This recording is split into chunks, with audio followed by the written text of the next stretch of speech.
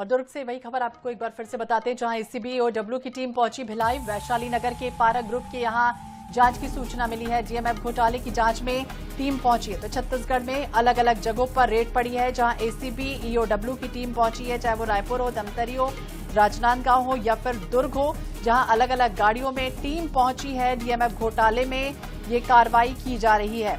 राजनांदगांव, दुर्ग में कई जगह पर, कई स्थानों पर एक साथ ईओडब्ल्यू की टीम पहुंची है। अधिकारी पहुंचे हैं अलग अलग जगहों पर, जहां ये जानकारी मिली है कि वैशाली नगर के पारक ग्रुप के यहां जांच की सूचना मिली है। डीएमएफ घोटाला जिसकी जांच लगातार की जा रही है।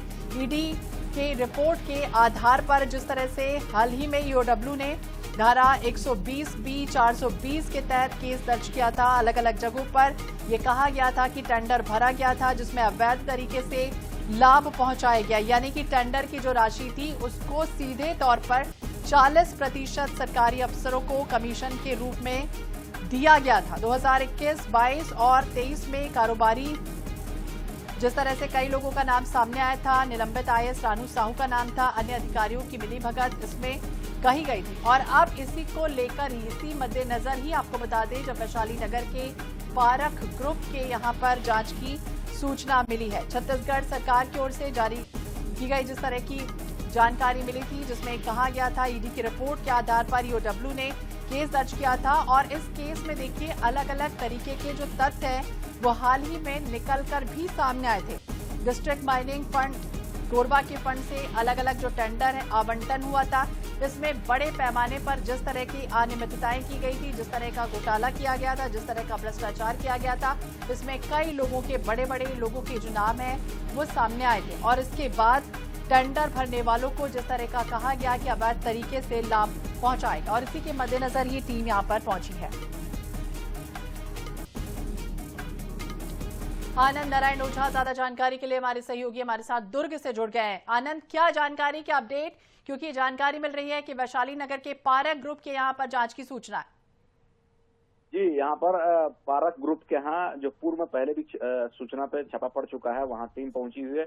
उसके अलावा दुर्ग के ओम परिसर और एक महावीर कॉलोनी स्थित निवास में भी टीम पहुंची है। कुल अभी 3 स्थान पर पहुंचने की सूचना है, और ऐसा बताया जा रहा है कि टीम और आगे अपना बृहद जांच कार्रवाई बढ़ाएगी, यानी लगभग 5 से 7 स्थान जहाँ फार्म हाउस है, जहाँ इनके संस्थान है, वहां पहुंचेगी। डीएमएफ फंड से जुड़ा हुआ पूरा मामला है। नांदगांव में टीम पहुंची है और उनसे कहीं ना कहीं तार जुड़े हैं। पूर्व में जब टीम आई थी तो कुछ फाइलें जब्त करके चले गई थी। आज उसका अगला कदम ये कहा सकता है कि आके जांच कर रही है, और इसमें क्या क्या कैसे हुआ है, कौन कौन इसमें शामिल है, किसके तार जुड़े हैं, ये जांच करने यहाँ टीम पहुंची हुई है। कितने बजे से पहुंची है, ये जानकारी मिल पाई आनंद? और कुछ भी अभी खुलासा हुआ, क्या अपडेट आया इसमें?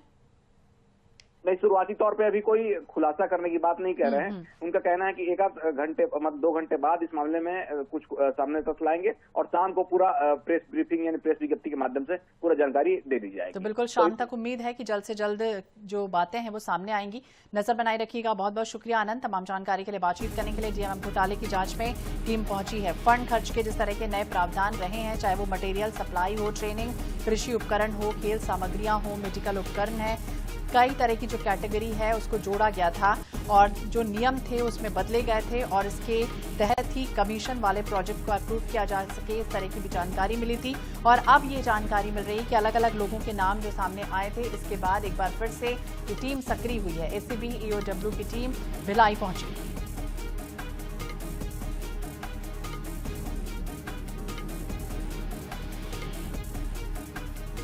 तो अलग अलग जगहों पर बता दें छापा पड़ा है, जहां पर 10 गाड़ियों में टीम पहुंची है। डीएमएफ घोटाले में ये बड़ी कार्रवाई की जा रही है।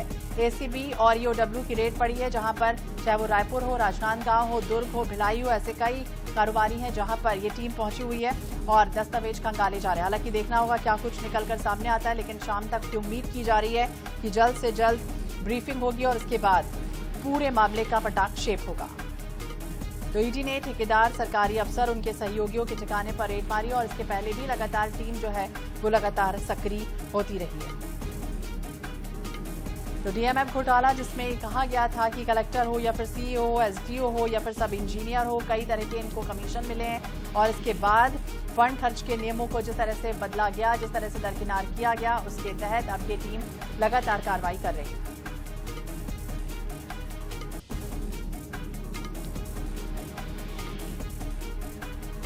तो उसके पहले भी लगातार ईडी कई तरह की जांचों को कहती रही कि ठेकेदार ने अधिकारियों और राजनीतिक नेताओं को किस तरह से लाभ पहुंचाया और भारी मात्रा में कमीशन का खेल रचा गया।